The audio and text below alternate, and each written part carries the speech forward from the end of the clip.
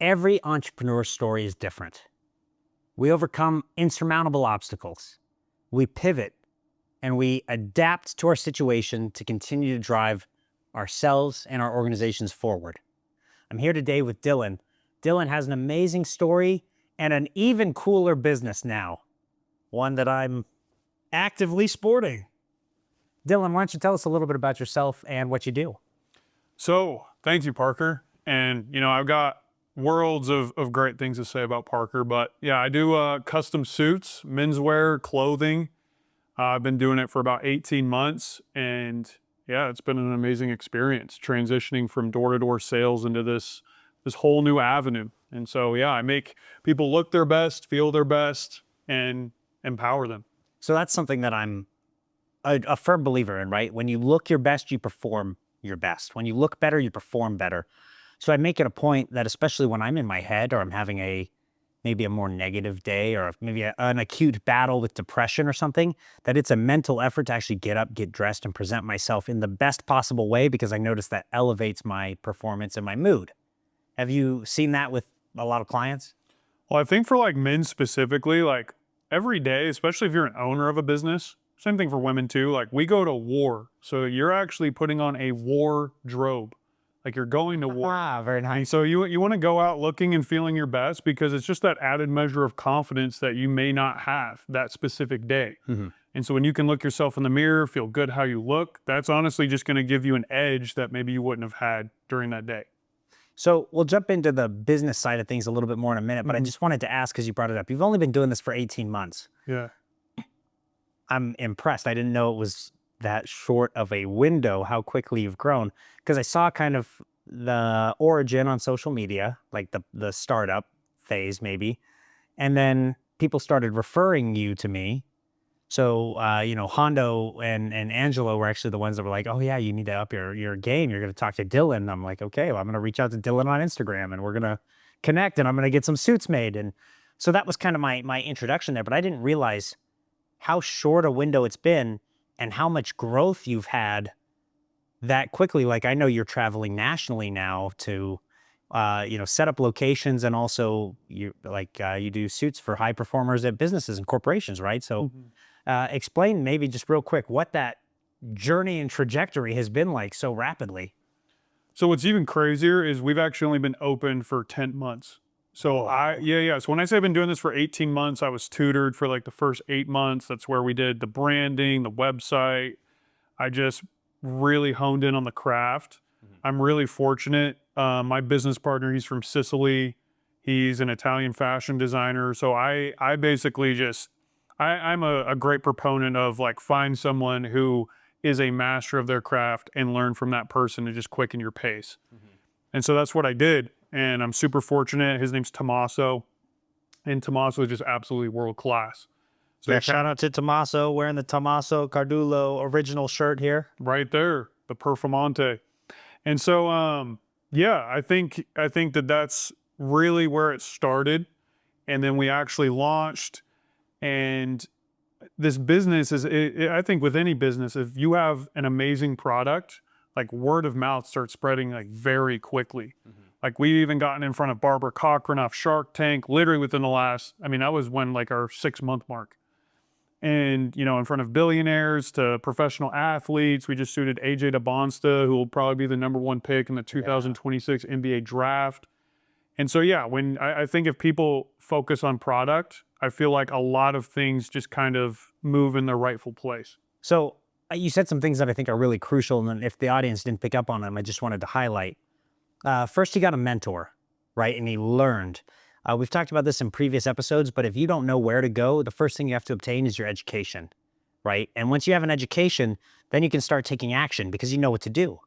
And when you're taking action, then the thing that you need to get down is the consistency of that action, right? So in your story, you detailed in a really rapid period of time, I mean less than a year, found a mentor, learned everything that you can learn, got to the point where you were comfortable to take the action, you took the action, and now you're doing it consistently to the point where you're achieving results. That's a super important framework that I hope everybody's picking up on. Absolutely. Yeah, I think mentorship, that's like your #1 thing if you just want to quicken your pace. you can be like a hamster in a wheel and you can keep banging your head against the wall trying to figure things out on your own. But I think if you approach things with humility, approach things with, maybe you don't know everything, Mhm. and find somebody who does in the craft or the specific industry you want to be in, like naturally, I mean, you could 10x like the speed of how quickly you can For sure. really become successful in business. So you mentioned not knowing everything, and there's a concept that I like to teach called ontological humility. And in short, what that means is somewhere between my perspective and your perspective is the reality of the situation. And I don't know everything that you know, and you don't know everything that I know, and you don't know what I see, and I don't know what you see. So when we meet in the middle, again, that's you and your mentor, perhaps, you're able to put your minds together and find a much more realistic approach or a much more specific version of the reality that will benefit you, if that makes sense. So I try to teach ontological humility both in my leadership coaching and in the way I teach and train my employees and my soldiers. If you can sit down with somebody, talk with somebody, learn their perspective, mesh it with your perspective to find the reality of a given situation, you are far more likely to be successful than if you just take that action on your own. Very Yeah, cool. yeah, that is an amazing insight.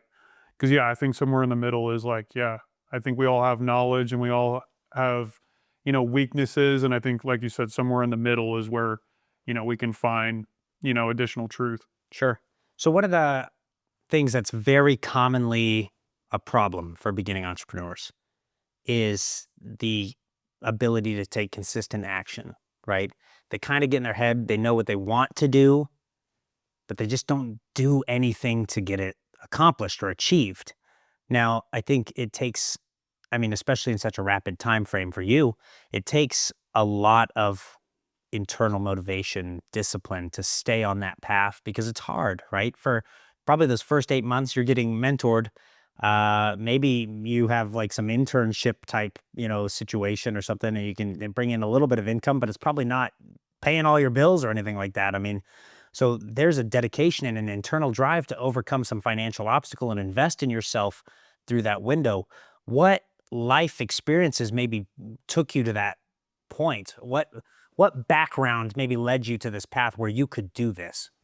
That is a phenomenal question. So I think everything in my entire life has prepared me for this specific business. I've had so many business failures. I've tried so many different things from like pre-workout companies to life coaching to different softwares. Mhm. And, I've spent a lot of money. And in some of those moments, I just felt like, wow, like it was such a waste. Yeah. And all of it just really prepared me and fine-tuned me and created discipline and the ability to budget and become aware of who to trust, who to partner with, like all these little nuances. But two things really stand out as far as like drive and discipline. I have always had a little bit like just naturally inside of me of like wanting to prove other people wrong, Mhm. the whole Tom Brady chip on your shoulder, Yeah. but it like really got exposed. So I joined the Latter-day Saint Church. I went on a mission, and like somewhere within this 2 year mission. So what you do is you leave for 2 years and you go to a location away from your hometown. And for me, I went to Portland, Oregon, and like it's very militant. Like you're up at 6:30 a.m. and you're in bed at 10 p.m. Like almost every single waking moment is scheduled. And if it's not, you're like knocking the pavement, like teaching people about Christ. And so there's a lot of rejection, and just somewhere along the line, like I just developed this love of like this work and this drive and serving these people. And so that was like somewhere along the line, that was like the first thing that really like shifted me from where I was before my mission to after. Mhm. Then I got home and I did door-to-door sales, and I did that for 7 summers. So I would go out to a location and sell pest control, and I would knock on people's doors. So again, like in my life, I've probably knocked 10 years of my entire 31-year life, like just being Yeah. rejected, being like all sorts of crazy situations. So you just develop this mental toughness, and I think that that's the hard part about society is like most people just don't want to develop mental toughness, but they want to be successful. And if you don't have mental toughness, you can't be successful. Like you're going to cave, you're going to break, you're going Definitely. to you're going to be brittle when adversity faces you. And And fortunately, I was in these situations where like I couldn't quit. Like even me, like I still wanted to quit plenty of days. But you know, I'm a part of a team or I'm on my mission for 2 years and I couldn't just leave. Mm-hmm. At least like for me, it was like the shame and the guilt of like actually like doing that just made me stay. And I'm so grateful I did because again, now it's like just programmed in my soul. Yeah, it's just normal for you. Like I can wake up at habitual. 5:30, 6 o'clock every morning and just like until 10 p.m. And it just like I literally don't have to think about am I going to be driven today. But that wasn't the case when I was 19. But over the last 10 years, now it's like a core. It's just like core principles that like just guide my life. Mm-hmm. Like just this identity that has shaped me now of like I'm a driven person. For sure. So it was long-winded, but No, I absolutely love it. I have seen a reel circulate recently, and I don't know what the study it was drawing from was. But they specified, they said Mormon entrepreneurs, LDS entrepreneurs, are more likely to be successful than entrepreneurs from other religious backgrounds. And the theory behind that is the majority of them go on a 2-year LDS mission, and you spend 2 years knocking doors, learning to deal with rejection. And then you highlighted that you went and did it even longer through door-to-door sales. 7 more years learning to deal with rejection. Now, the greatest obstacle for a new entrepreneur, in my opinion, is the fear of failure, or the fear of being perceived as a failure from the people around you, maybe more specifically. So people don't take action because they don't want to be labeled a loser or rejected. They're afraid of that. The most spoken phrase in the Bible is, be not afraid. I think that there's probably a strong correlation there to overcoming your fear of rejection, your fear of failure, your fear of others' perceptions. And that is what unlocks your ability to take the action that you need to do to become the person that you need to be to win or succeed. Put in the work. Who cares what other people think about you? They're probably not going to be around in 10 years anyways. I mean, you think about it like... can I say something to Yeah, that? please. So I actually thought about this the other day. So again, I served my mission. For some reason, I can remember my mission a lot more than my 7 summers knocking doors. But I can count literally on maybe like one hand of the people I even remember. Like it's weird. It's like Men in Black where like they zap your memory. It's like I know I did summer sales. I remember like, you know, certain days and kind of like Sure. you know, bigger days that I had, but like the people themselves, like the rejections that I faced, I don't gone. remember any of it. Yeah. And yet we put so much like emphasis on this one person or this person we went to high school with or what they're going to think about if I post on social media. Yeah. And you know how much weight they're putting into it? Almost none. Yeah, If none. They're not even thinking about you. They're thinking about their problems in their life. Yeah. I'm still friends with a lot of people I went to high school with on like Facebook. I don't talk to any of them. And they don't talk to me either. I mean, it's not like you just drift apart, life goes on. You move on to a different stage, a different phase. So the point is, don't worry about what other people are going to think about you. If you know you need to do something, if you feel that, call or that passion to achieve, just take the action to do it. Forget about the fear of failure. You're already a failure for not trying, if that makes sense. I think it's better to just try. Yeah, that's the only way you're a failure is if you don't try. If you feel like your soul like pushing you to do something Yeah. and you don't like follow through, that's like your spirit telling you what you should probably do or try. I feel like you have an obligation to respond, and it's probably a call from God, but that's just me. Yeah. My perception. No, 100%. I don't know the viewers of the podcast, but I would agree with that. Is that feeling that you have that's pushing you? Like you're being called to do something. Mm-hmm. And it's so sad when people, just let their fears get in the way when on the other side of fear is all the success, all the things that you want.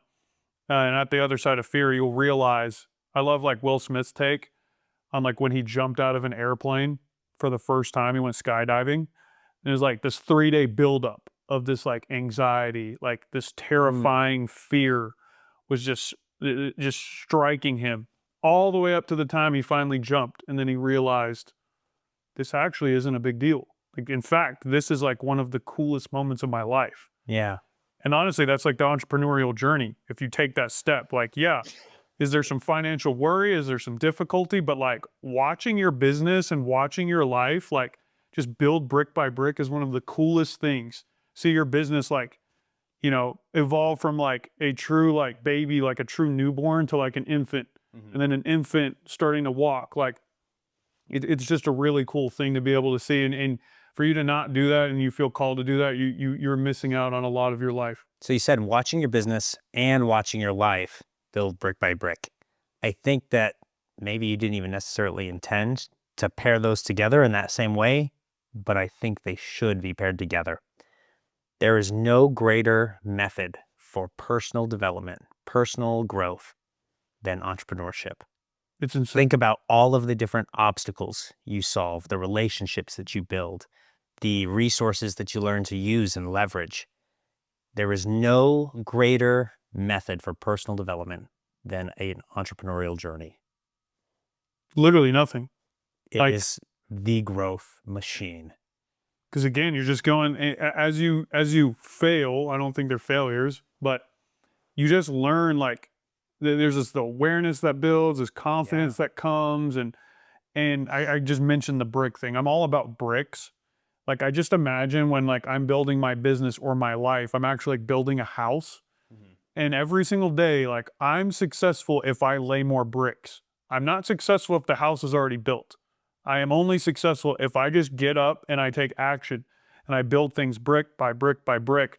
And then day by day by day, I watch this like house forming over time. And then that's kind of like, again, how I view what success is if I'm just taking action in the right direction and massive action. And yeah, that's like one big analogy that I'm on as far as like these bricks. So you mentioned you're successful when you are laying brick, not when the house is built. I think that there's an important lesson there in that it's the progress is what matters. It's not necessarily the result or the end of an individual activity. It's the continuous pursuit of something greater, right? I don't want to put words in, Well, but that's kind of what I and pulled from that. what's interesting is the house will probably never be finished.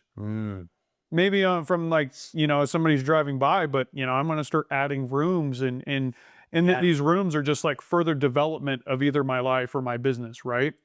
So you may even like see that it's stunning, but how many people have like a stunning outside and then like it's just bare on the inside? And so also like a big piece of like laying the bricks is like the proper foundation of your life or your business and what's actually going on the inside. And I think people like miss that and have a very hard time in business because they're building the wrong way. Gotcha. Okay. So we've kind of been talking around this. We went back to you 19 years old. My personal story was that I was a child of poverty. And so like I had this hunger to achieve. Like I wanted to be able to buy what I wanted. I wanted to be able to have a nice house. I wanted to be able to have cool cars. So I had to work my ass off to figure out how to do that. But that's where my drive came from, perhaps. I could see this world that was unobtainable to me at a time, and I had to figure out how to make it obtainable. If you're willing to share it all, what kind of prompted you to maybe start thinking about money in a different way or achievement in a different way than, you know, your peers? Was it just the work ethic of your mission, or was there an underlying driver? Yeah. So yeah, I guess we're very relatable in that sense. And I will preface this by saying you don't need to have like a traumatic, poverty-stricken childhood to like become somebody. And I think like you may hear that like, you know, it sounds like again we have relatable childhoods, but I just want to say that like you can become whoever you want to be first. But I will say my childhood is why I am the way I am and why I am so freaking driven. And like I said, it really unlocked when I was like 19 to 21. And then once I did door-to-door sales. But, you know, my father was in and out of my life. He dealt with so many mental disorders, one of them being schizophrenia. And there was a lot of abuse in the home. There was a lot of drug addiction. There was, things like pornography around me at like an insanely young age. Mhm. Like I'm talking like infant age. When I say this to people, they don't even believe me, but my first memory of my life was when I was 6 months old, and it was something insanely traumatic. And I told my mom this later in life, and she's like, that's impossible that you even remember that. And I say that not because like I resent my dad in any way, shape, or form. In fact, I like have a lot of empathy for my dad and what he suffered through and why that was in the home. And it was honestly to like drown out what he was experiencing on a daily basis. And so my dad was just in and out of my life, and my mom was just kind enough to always just let him back into my life. And so he would literally disappear for like 3 months, 6 months, a year. And then at 14, he ended up passing away. He ended up getting hit by a car, and he passed away instantly. And so when you're 14, even if your father figure isn't as great as you would like him to be, when you're 14, you still view your dad as your hero. And my dad had like some insane gifts too, from like, I mean, he was like Vincent van Gogh, like this creative, like these drawings and this poetry, like truly like a world-class creative. Yeah, I think he had access to parts of his brain that most people don't. And I would just say that though, but like I just had to, because of this, something like so traumatic, like I was able to progress, I think, faster than most people. And it just became this drive in me that like I was going to get out of this when I was older. Yeah. Like whether it was subconscious or conscious at certain points of my childhood, it was very much just like embedded in my DNA that like I was going to be the one to escape this. Because bless my mom, she was just working 2 and 3 jobs and was just stuck in the rat race. And I mean, we barely survived, and even eventually got evicted from that place, and I got adopted by another family.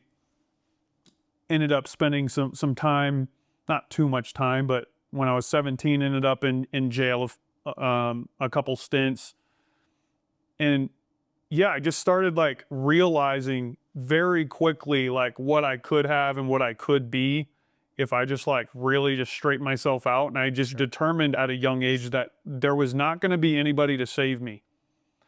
And I'm very fortunate of that. And I have no resentment of my childhood, because most people like have someone who is coddling them, and maybe you don't, but like I see a lot of parents these days, and I'm grateful that I had to come to that realization as a young person, For sure. that like I had to be the driver of my life. Like if I was going to be successful, nobody was going to step in, nobody was going to intervene. I was going to have to be the one. And so I would say I excelled at a lot of things I did, not because I was talented, but because like I saw somebody talented and I just decided I would become better. Mhm.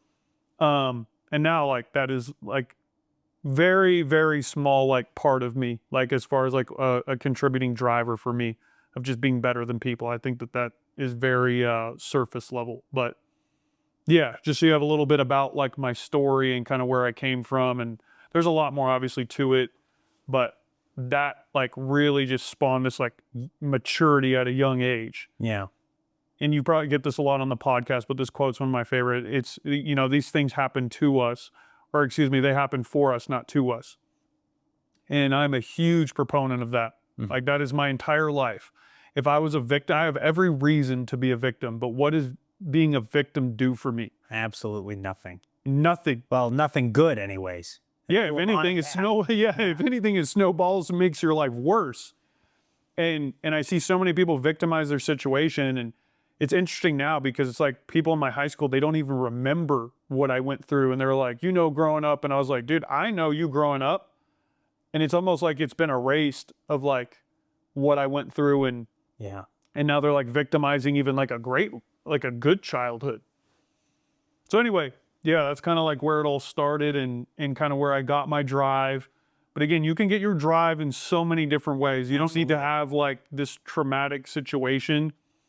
I think that is a driver for a lot of people, but you can find drive in a lot of different ways. Well, you mentioned it's not about, or it's very surface level to be better than someone else as the motivating factor, perhaps. I've always viewed it more as a effort to be better than I was Exactly. So it's a self competition. And, different characters, different people have different validation methods, right? Like my Mhm. validation is internal. If I can see that I'm progressing and I'm growing, I feel validated. I continue to work hard. I continue to grow and achieve. That's the best way. Other people Yeah. need external validation. So, Mhm. I have some employees I need to like go, hey, praise them. Yeah, you're doing a great job. This is awesome. I love the work that you're doing. Um, it's different for different people, but I'm picking up on a really strong sense of maybe self validation. Like if you can see your personal growth and your achievement, that's a motivating factor for you, I think. Well, it's taken me a long time. I think for the longest time, and there's still like, I don't know if you want to call him like this villain or this like villain archetype that I have inside of me. When I say that, I more mean like the chip on my shoulder and like Sure. proving people wrong, and I'm just going to out hustle everybody.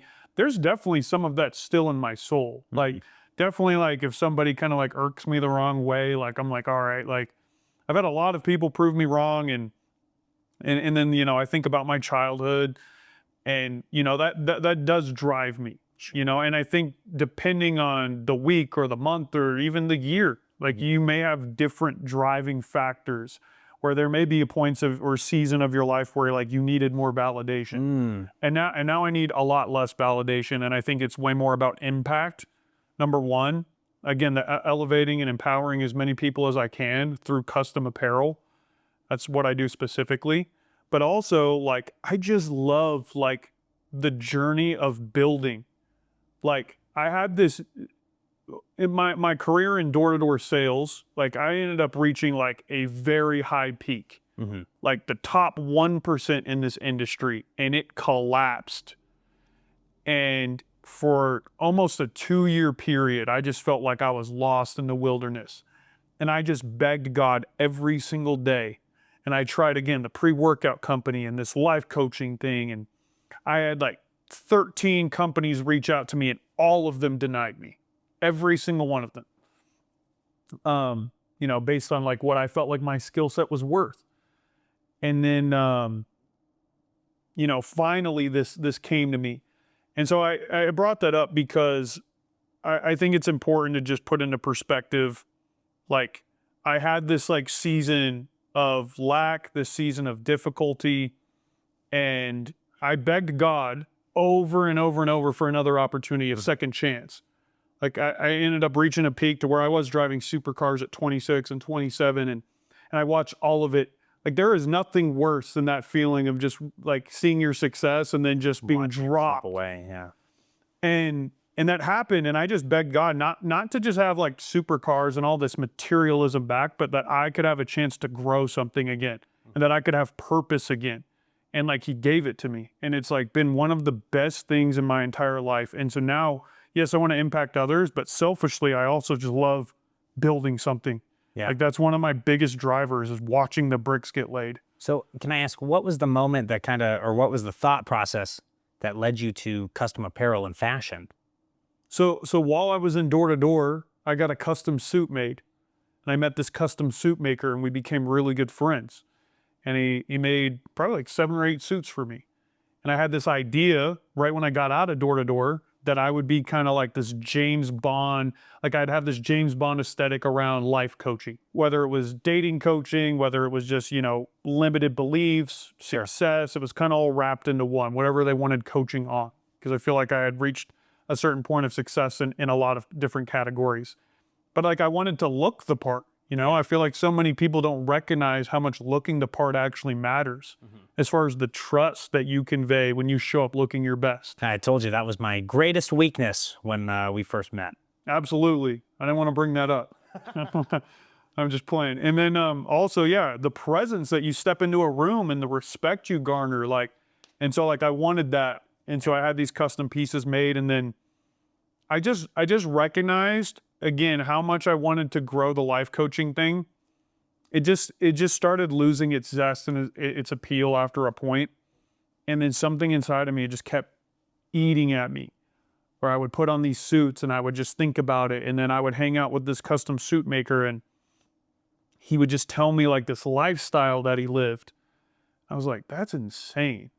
And then one day I just told him, I'm like, I'm going all in on this. And so he did really inspire me, and I'm very blessed to have had him. I tried to strike up a partnership, it just didn't work out. And so, I have a lot of respect for him, and now I have a new partner, Tommaso, this Sicilian, right from Italy. He lives here in Orem, but this is an amazing person. And so God also aligned that partnership where, it made perfect sense to partner with this sure. person. And so that's kind of how it all started, is just like this small thing. Sometimes it's not even the things you expect. Yeah. And I think people get very close-minded because they have their idea that they have to wield into existence. And I think if you pray and you ask God, and you're patient Yeah. and you It's not develop about your idea. skills, It's about the inspiration. yeah, yeah, and you're patient, you develop the skills, and then the inspiration comes to you, you actually be very surprised how much you enjoy what God inspires you to do. Mhm. In fact, you're probably going to love it significantly more than what you were planning on doing. How many ideas I just kicked against the pricks, or I went against the grain, and I was just so obsessed that it had to be done this way, and I wouldn't pivot and I wouldn't adjust. And that's why like none of those businesses panned out. Yeah. Yeah. Dude, that's freaking awesome. That's a clip, by the way. Um, okay. So we're kind of, into the business now a little bit. hmm Who do you serve? Why do you serve them? Why does it matter? So, I mean, we have a range of different people that we serve. Primarily right now, it's men who are a little bit wealthier, where, again, I think that there's a lack. I think right now, after COVID, there was this big adjustment to apparel where everybody's wearing athleisure. But I Yeah. think people are kind of tapped out on that. And I think people want to get back to looking better and feeling better, and That was me. right, showing up with some kind of presence. And so soon it'll be women as well. We're already doing a few women suits, but we also focus right now on suits, dress shirts, ties, shoes. Um, and then we're starting to partner with a lot of artisan brands. One big thing about Dylan Blake Customs, that's my brand, is we want to preserve these amazing artisans and craftsmen throughout the world. It's so sad to me to like actually walk the streets of Italy and know like if this person doesn't pass this down to like their son, their grandchild, they're actually just going to close the door and retire, and then the Yeah. business dies. And I also, I guess, another side of this is I also just see like when I just drive down the road, you can just count how many Teslas and how robotic our society has become. Dang, I just bought a Tesla last week. Really? Yeah. That's shameful. I have other cars. It's shameful. No, no, no. And just the cookie cutter ROI mentality. Sure. At Dylan Blake, we have a philosophy. It's called an ROE. It's a return on experience. If you provide an experience to somebody, they will return, and then your investment will increase. And that's why I stressed at the beginning how much the product matters and the Sure. experience around the product matters. And have I been perfect in the first 10 months? Absolutely not. And again, we continue to increase that. But, it's not to say Tesla and these cookie cutter buildings and don't have some kind of experience, but I feel like we're losing the soul and like these amazing people with these like unique products. So anyway, we're building out this luxury catalog to where you can come to Dylan Blake if you have sunglass needs, leather good needs, whether it's a Yeah. suitcase, but like they're from like artisans around the world. Um, and so that's like one of my big passions is preserving those things, and even donating with some of the proceeds to a basilica in Italy. That's one thing that we're looking into right now is preserving these ancient cities, these historical places, these historical people before eventually everything is just Sure. an ROI. Yeah. Something I really like about what you're doing from, I guess, my personal perspective is like, uh, I'm wearing this jacket. It's one of the ones I had you make for me. It's beautiful. It is, in my opinion, a piece of art. Everything from the fabric to the way it's cut and designed. It is not something that you walk into a box store and buy off a shelf. And you lose some of that beauty in the world when you transition into, like you said, the cookie cutter ROI type stuff, the Walmart, the Target, the mass produced, right?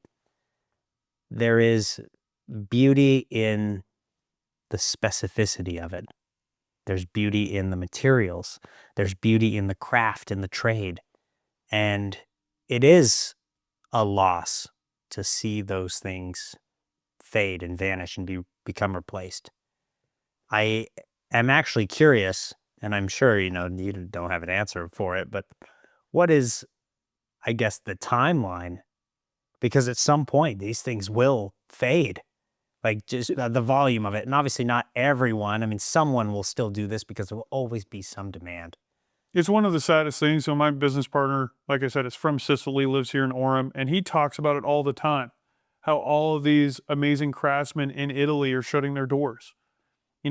He's been in fashion for 30 years. So manufacturers and craftsmen and artists in Italy that he's used for decades have had to close their doors Yeah. over a period of time. And so, yeah, that's like a huge passion of Tommaso and I's, is to preserve these people, preserve these brands, even help establish their brands. Sure. We just partnered with this lady in Japan, makes the coolest, their silk ties made out of Japanese kimonos. And there's just levels to them, right? Like if it's like a super high-end kimono, the tie is way more expensive, but like she's like struggling right now. And I'm like, this is like one of the coolest products that people don't know exist. Yeah. Well, So you just told me about it. yeah, never heard of this before. yeah. So that's just like a product, that's now in our catalog that, even when you go to the website, I want it to say like her brand name, Kimono Ties. I'm saying it right here on the podcast because I want to make sure that people like know about her stuff, even if it's not buying through Dylan Blake and our wholesaling. So, yeah, that's a huge, again, when we talk about drive, like what drives us, like I feel like that is so much more impactful than just like I'm better than you. Sure.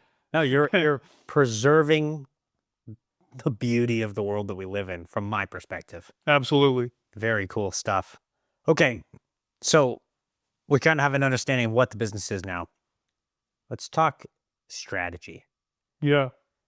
The bulk of the show, I told you before you came on, I try to tailor it in such a way that we are helping young entrepreneurs or developing entrepreneurs, people who are feeling that call, Mm-hmm. but they don't know what to do or how to do it, and they're trying to get through the obstacles. I share this in almost every podcast, so I should probably stop sharing it at some point. But like for me, when I started, I locked myself in an office. I stared at my computer. I, was surrounded by marketing materials. I worked late hours into the night, and I like tunnel visioned on what I was doing. And I never stopped and realized that there was an infinite number of people that had already gone through the struggles that I was going through. And they had these experiences they could teach me. You mentioned getting a mentor early. I tried really hard to just do it myself. And that was probably a mistake in hindsight. I learned a lot, but where you said you got a mentor and it expedited your time frame, I fence sat and it slowed me down. So I want to share, struggles, obstacles, things that we can say we've overcome, we've worked through in a way that helps other people do the same, if that makes sense. Yeah. So if you don't mind, what were some of the obstacles that you encountered when you started Dylan Blake Customs? So I'll just be the first one to tell you, and I'm sure you've had plenty of people on the podcast say this, but entrepreneurship is brutal. It's brutal. It's brutal. Like, it's very annoying watching on Instagram all of these guys in their rented supercars, proclaiming that, this industry is amazing and how easy it is. Because whatever industry, if you want to grow something really special, it will not be easy and it will take all of you. Yeah. And We don't rent supercars, and none of this is easy. And so, yeah, it takes all of you. And so I do still really respect your part of your story where you're like, I locked myself in there and I obsessed and I worked super hard and may have slowed your speed down. But the only reason I got a mentor was because all of those other failed businesses, I didn't have one. Very good point. And even in door to door, I had a mentor, but I felt like I eventually outgrew my mentor. And then I was just kind of in this like standstill place, and I reached this peak. Yeah. When I feel like I could have gotten way further. I've seen guys, even though I was in the 1%, there's like like the point oh oh Yeah, one percent in door to door. 1% of 1%. And I should have went to them right after and just started picking their brain more often. And so in door to door, I realized this whole thing about mentorship. But anyway, I would first say it is completely brutal, and you need to like become you need to be like Teflon. Like Yeah, you need no to be stick. you need to become bulletproof. Like and so if you need to do something like 75 hard, where it's like you're doing this physical thing that's so difficult just to callous yourself, just to be able to go through how difficult entrepreneurship is, Mhm. because it is not what is shown on Instagram. Like even my own life, I have a brand, right? I'll be the first one to tell you I have a brand and there is a luxury aspect to it. So that is primarily what you are going to see. But you're not going to see as much like the difficulties, the pains, the struggles. I just recently, because my business is growing, sold my favorite car. I would have died literally the happiest man in the world with this Porsche 911. And I wanted to keep it forever. And I sold it because I'm going to take that money and I'm going to go all in even further on my business. Mhm. And now I drive this giant van that has Dylan Blake on the side, and that is my only car right now. And people are like, dude, you're crazy. And I'm like, there needs to be a few screws loose if you're going to build something special. Yeah. And so that's like one current struggle. In the beginning, you really like, even if you have a mentor and he's guiding you, like it still feels like, is this ever going to work? Yeah. Oh, yeah. Am I going to be able to sell anything? And I still think about that, or like, how do I sell more? And I think it's a constant like battle between faith and doubt Mhm. all the time. Of depending on the week or the month of where I'm at. And that is one of the hardest things about my entrepreneurial journey in the beginning and now, is like this battle between doubt and faith. And I've just got to like really lean more into my faith and into my doubts. For sure. But as far as like specifics, transparently, like I do, luxury products for people, and it's more of a want, not a necessity.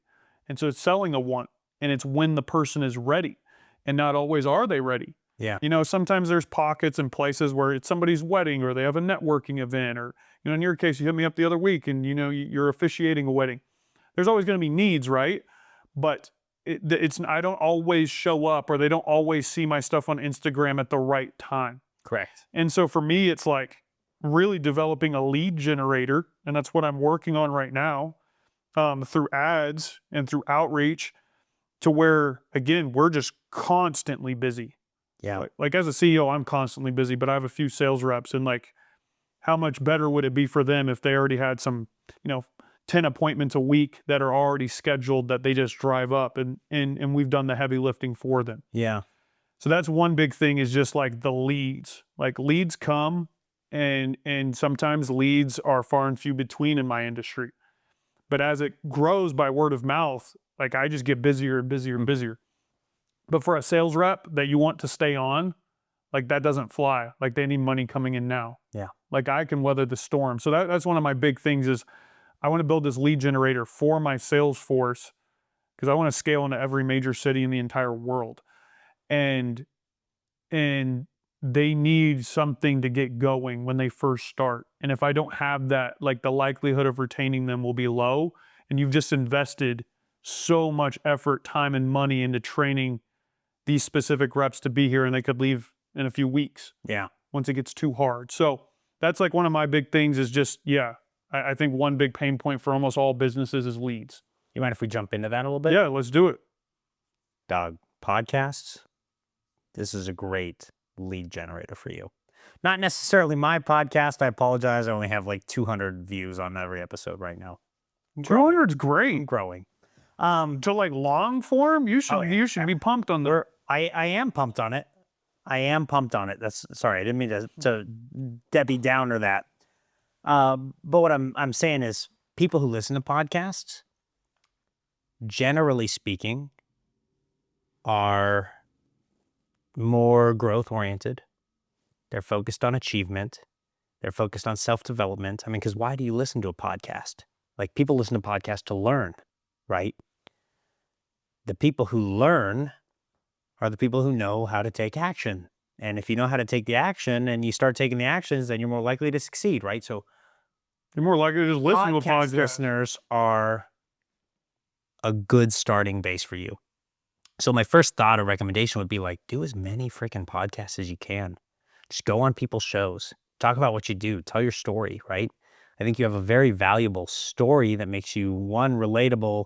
People have like empathy towards some of that background, but at the same time, it's like this dude overcame obstacles and he's launched this business and it's a really cool business. And yeah, I could benefit from a suit because I'm an executive or an entrepreneur or a CEO or, so getting onto podcasts, business related, finance related, personal growth related, sales related, any of that kind of stuff, I think is a huge opportunity for you to go tell your story.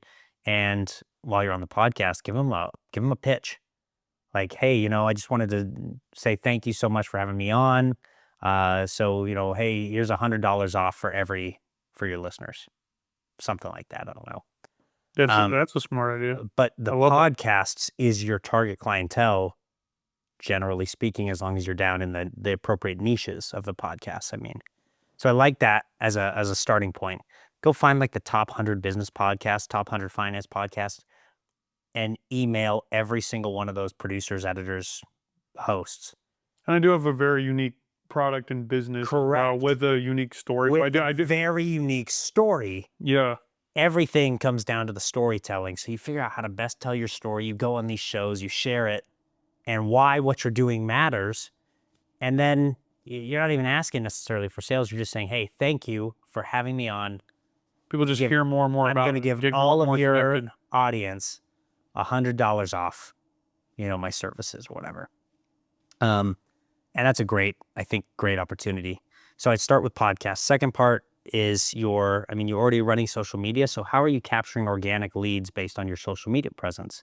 Do you have like a setter or somebody that's following up on all your engagements and messaging those people and saying, hey, saw you engaged with this post. What was it most that caught your eye? I'd love to help you out with a suit like that.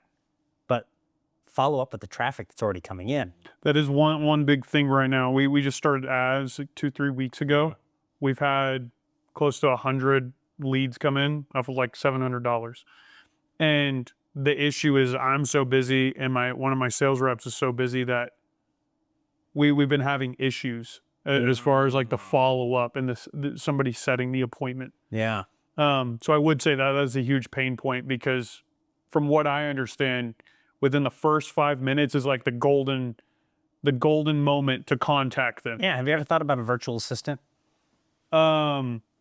Yes, actually. Like I have a couple virtual assistants that I use. They're based in the Philippines, but you can get them here locally too. I actually have one in the Philippines that does something else, but have them follow up.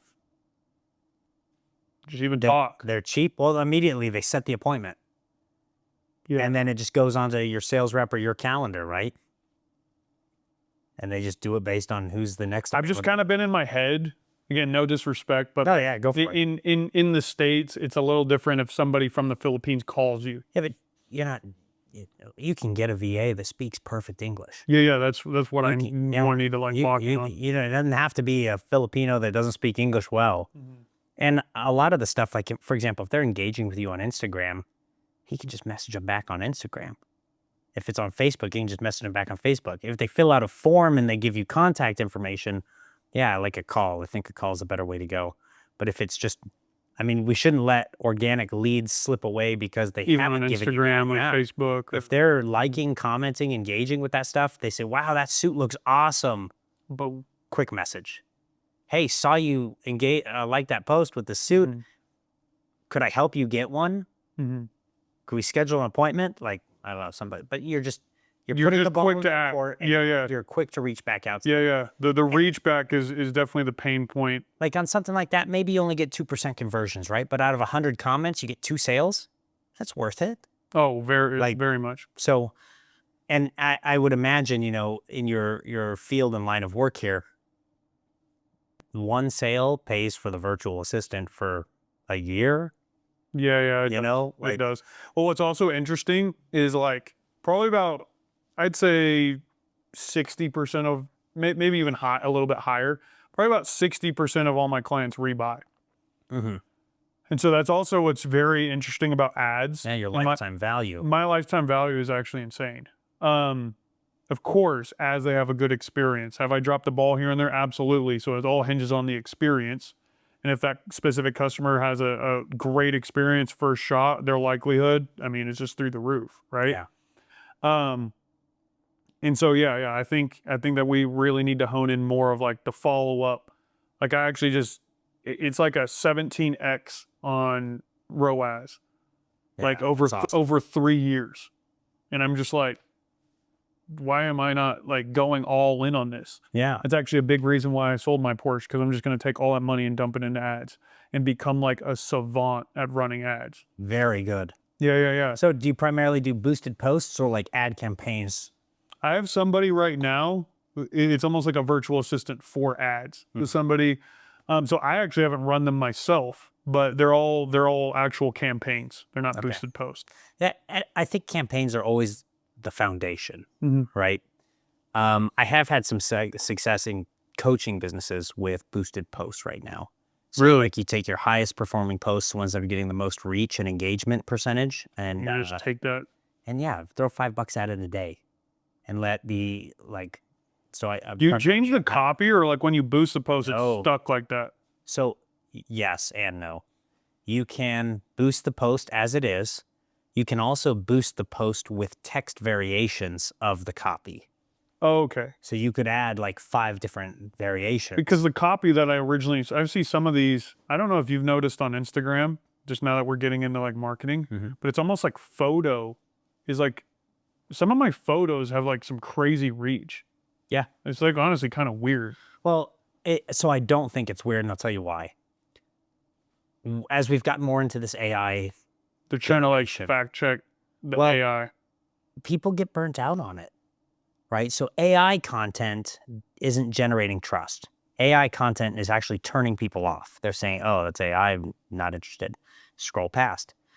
Reels have historically been maybe the better performer, But but now it's all AI. people are, yeah, it's all AI, and people are getting burnt out on the reel format. Big explosive hook. We're gonna throw some information at you to pique your interest and curiosity, and then we're gonna Mhm. hit you with a payoff right at the end. And people kind of, I think, have gotten just I can they see get that. fatigue from that.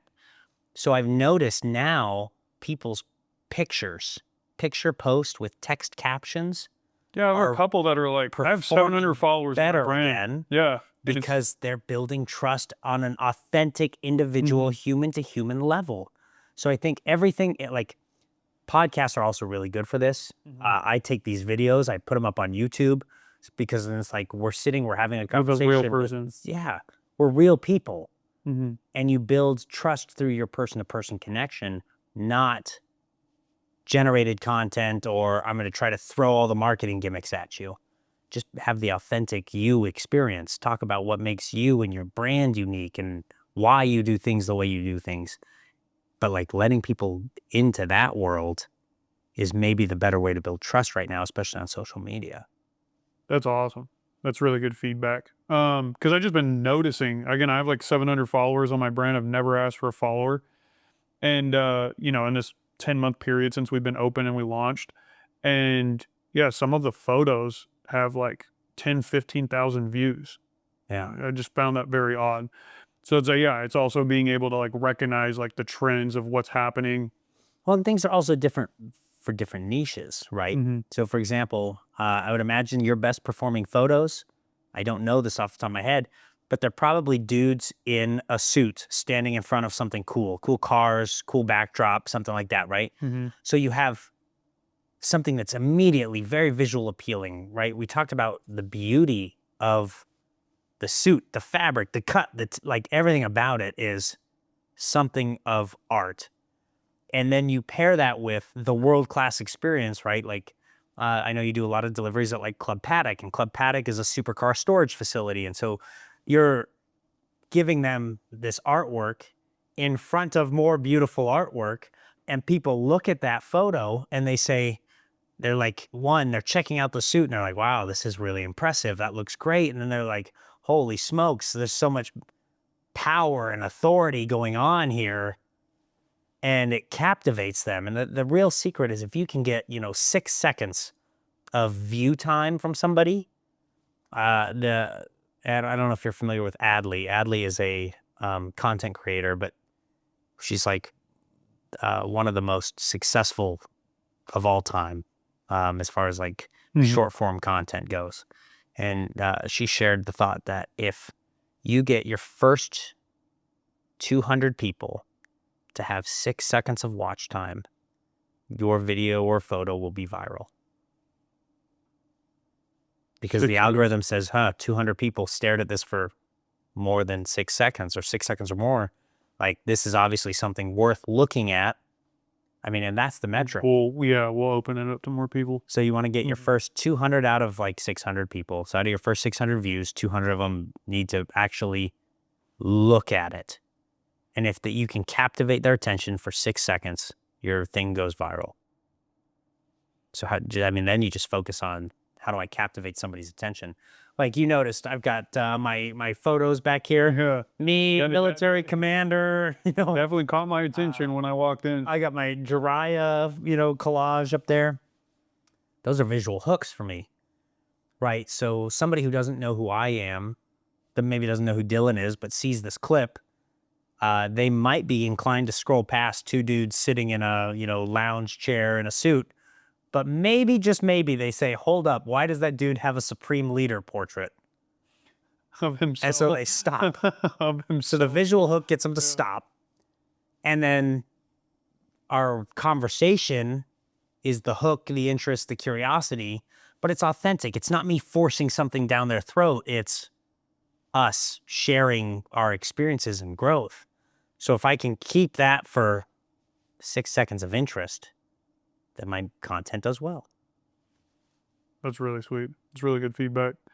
Yeah, we need to do more content. I did a lot at the beginning because I would say, like, it's very much like when the timing is right. So every time I do a story post, every time like my sales rep do story posts, like we're building this audience, right, that knows that, what we do. And it needs to be repetitive. It needs to be repeated every single day. But I do think, we just started running ads and we got a deal. It was a $3,000 suit off of an ad. And it just like clicked. It's like, you can land 10 of those a month. You've got something really special. Because again, these 10 people will start compounding and telling their friends and their friends. And, you can open this up to every location in By the way, in man, the world. that's awesome. I'm okay, just think about this. A $3,000 sale online, off an ad, no pitch, no presentation, no bringing them in for a consult. I could show you the photo. It was one of our photos. Awesome. Yeah. And then he came in. I do think part of it is like we have like neutral locations that are like, this exotic car club with Club Paddock, or, we have this place in LA. It's called Club Park. So there are these clubs, these neutral locations. So when they do come in from the ad, it's like, it just validates who we are. And there's like this massive amount of trust. Yeah. You're in like a bay of And supercars. that's something really smart that you've done is you're leveraging trust that people have with other people and organizations. And when they walk in, it's a stunning venue. I mean, you should see some of I'm going to Tampa, and we're a part of this other club in Tampa. And it's like, when I suit people, it'll be some of them, if they have time, they'll come into this club.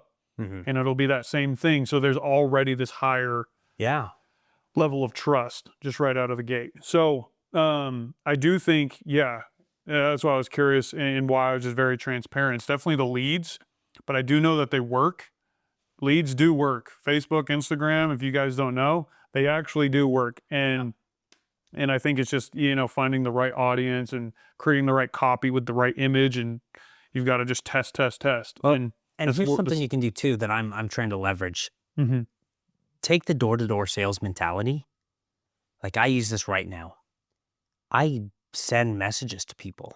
If you send me a friend request, I'm going to send you essentially a message that is, one, qualifying you as a customer, figuring out where your pain points are, just immediately. And then I'm going to give you an offer.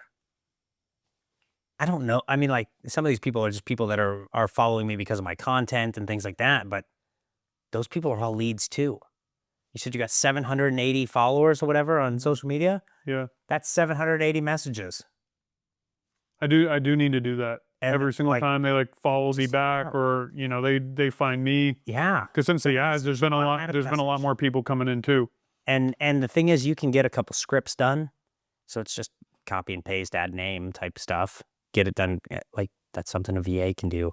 And you know what? You send 780 messages, you get, 1% of those comes back as sales. Like nobody's mad at that. No, Like, we have this LinkedIn automation, and that's landed a few deals. mhm. It's 100 a month to do LinkedIn automation, and I mean we probably brought in close to 10K in revenue. Wow. Yeah.